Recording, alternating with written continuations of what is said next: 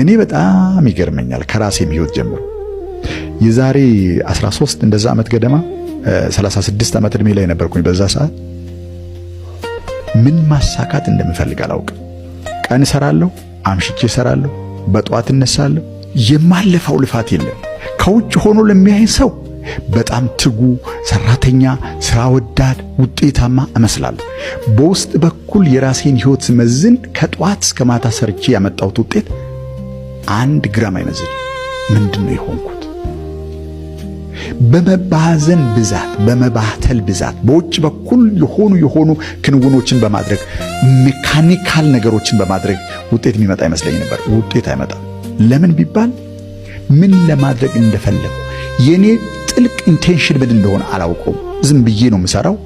ላመጣ የፈለኩት ውጤት ይምጣ አይምጣ አላውቅም። ምክንያቱም ማምጣት የፈለኩትን ውጤት አላውቀውም።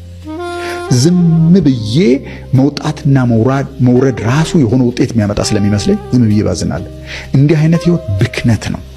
ብክነት ማለት በክንውን የተሞላ ግን ውጤት የሌለው ዝም ብሎ የሚባክን ህይወት ማለት ዲሲፔትድ ኢነርጂ ማለት ፎር ናቲንግ። ከእንደዚህ አይነት ህይወት መውጣት ከፈለግን እንዴት አድርገን ሌሎች ሰዎች የሰሩልንን ፕሮግራም እንደምንለውጥ አሳያችኋለሁ።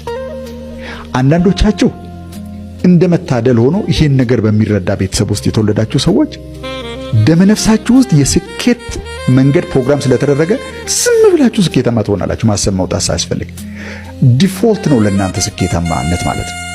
ለአብዛኞቻችን ደግሞ በማያውቁ ቤተሰቦች መካከል ስለተወለድን የነሱንም ሪሰንትመንት ጭምር ነው የወሰድነው። በእነሱ በህይወት ላይ የነበራቸውን የህይወት ቁጭት ጭምር ነው የወሰድነው። ቁጭት ብቻ ሆነ እንጂ ግን ውጤት አልሆነ። ይህን መለወጥ ከፈለግን በውስጥ በኩል ያለው ፕሮግራም መለወጥ አለበት። እሱ እንዲለወጥ ደግሞ እሱን እንዲተካ የምትፈልጉት የህይወት ውጤት ምን እንደሆነ ማወቅ ያስፈልጋል። so the question is ምንድነው መሆን የምትፈልጉት? ምንድነው መገንባት የምትፈልጉት ህይወት? ማንን ነው መሆን የምትፈልጉት? ማንን ነው ስል ሌላ ሰው ማለት ሳይሆን ምን አይነት ሰው አድርጋችሁ ነው ራሳችሁን ዲዛይን ማድረግ የምትፈልጉት?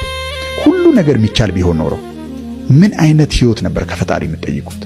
what kind of life could it have been?